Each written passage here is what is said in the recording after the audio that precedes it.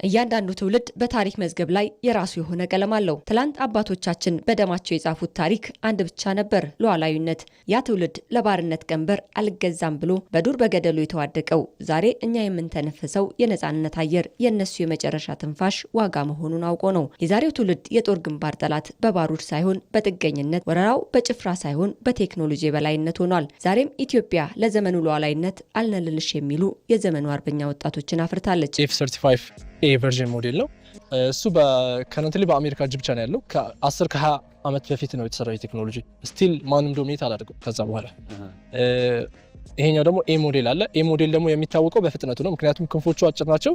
ሶ ኦልሬዲ ይሄ ፕሌን ሳይሆን የሚባለው ተተኳሽ ፕሌን ነው የሚባለው፣ ምክንያቱም በኢንጂኑ ብቻ ነው የሚነሳው በክንፎቹ ስላልሆነ ማለት ነው።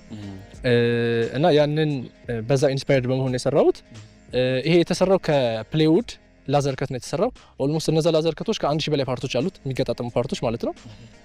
በአውቶካድ ላይ የተሰሩ ያው ፈጠራዬ መኪና ነው፣ ስፖርት ካር ነው። ስፖርት ካር አገራችን ላይ አልተለመደም። ውጪ ላይ ስፖርተኞች የሚይዟቸው ባለሀብቶች የሚታዩባቸው መኪኖች ናቸው።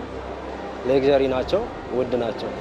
ስለዚህ እሱ መኪና ለኛ ሀገር እንዲሆን አድርገን ዲዛይን ተደርጎ እኛ ሀገር ላይ መንገዳችንም ትንሽ ለነሱ ያስቸግራልና ከፍታውን በራሳችን መንገድ አድርገን ከፍ ተደርጎ የተሰራ መኪና ነው።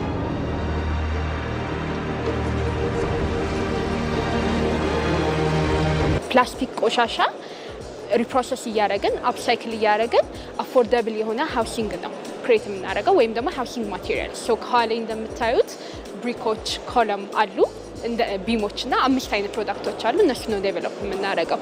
ይሄን በምንሰራበት ጊዜ ግን ደግሞ ከኋላም ደግሞ ሌላ አላማ አለን። እሱም ደግሞ ፕላስቲክ ዌስት አለማችንን እያስጨነቀ ያለ ችግር ነው። ሶ የተለያዩ ፕላስቲኮችን ላንድ ፊል ላይ ሊገቡ የነበሩትን እየሰበሰብን ነው ሪፕሮሰስ የምናደርገው።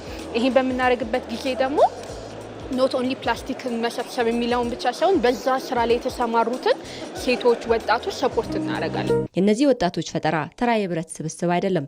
የአድዋን እንችላለን ባይነት በዘመናዊ ሳይንስ የተረጎመ የዲጂታል አዋጅ እንጂ። የወጣቶቹ ልበ ሙሉነት የነገዋን ገናና ኢትዮጵያ እውን ከማድረግ አንዳችም የሚያግድ ኃይል አለመኖሩን ያበስራል። የወደፊት እቅድ እነዚህን መኪኖች ጥራታቸውን ጠብቀው ዘመናዊ ነገሮችን አካተን አገራችን ላይ ሲነዱ ማየት የኔ ፍላጎትና በብዛት ወደ ማምረት እንገባለን። ሌት ስቴጅ ስታርታፕ ላይ ነው ያለነው። ሶ ዊቭ ኢንቨስትመንት አግኝተንበት ፋክተሪያችንን ወደ ፕሮዳክሽን ስቴጅ እየገባን ነው። ሰራተኞች 36 ደርሰዋል። አሁን ኤቭሪዴይ ግሮ እያደረግን ነው።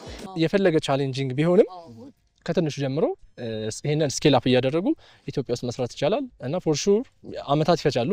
10 ዓመት 20 ዓመት ሊፈጅ ይችላል። ሜቢ በኔ እድሜ የማያልቅ ነገር ሊሆን ይችላል። ግን እንደዚህ ቴክኖሎጂዎች ኢትዮጵያ ውስጥ መጀመሩ ትልቅ ነገር ነው እና እንደሚሳካ ደግሞ አልጠራጠርም።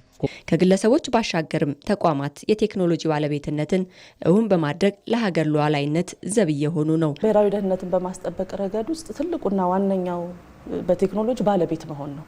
ይህን የምልበት አብዛኛው የኛ ዘርፍ ቱሎች ወይም ተግባራዎች፣ መሳሪያዎች በብዛት ክልከላ ያለባቸው ናቸው። ስለዚህ ያን ተቋም አምጥተህ ሉዓላዊነትን አስጠበቅኩ ማለት አንችልም። በሂደትም በሪቨርስ ኢንጂነሪንግም ከስር መሰረቱም መጀመር ካለብን እንደዛ እያደረግን በተለይ በሪሰርች እና ዴቨሎፕመንት የተደገፈ የቴክኖሎጂ ባለቤትነት ላይ በጣም በርከት ያሉ ስራዎች ሰርተናል። ብዙ ጊዜ በሚዲያዎች እንገልጻለን። በፕሮቶታይፕ ደረጃ የነበሩት አሁን ወደ ስራ ገብተው አገልግሎት መስጠት ጀምረዋል። ያ ትውልድ በደሙ የቀለመው ታሪክ ዛሬ በእውቀት ወደሚገነባ ሀገር ተሸጋግሯል። አድዋ የስነ ልቦና ስንቃችን ነው። ሰው ሰራሽ ከሆነ እኛም እንሰራዋለን የሚለው የወጣቶቻችን መፈክር ከአድዋ የተወረሰ የድል መንፈስ ነው።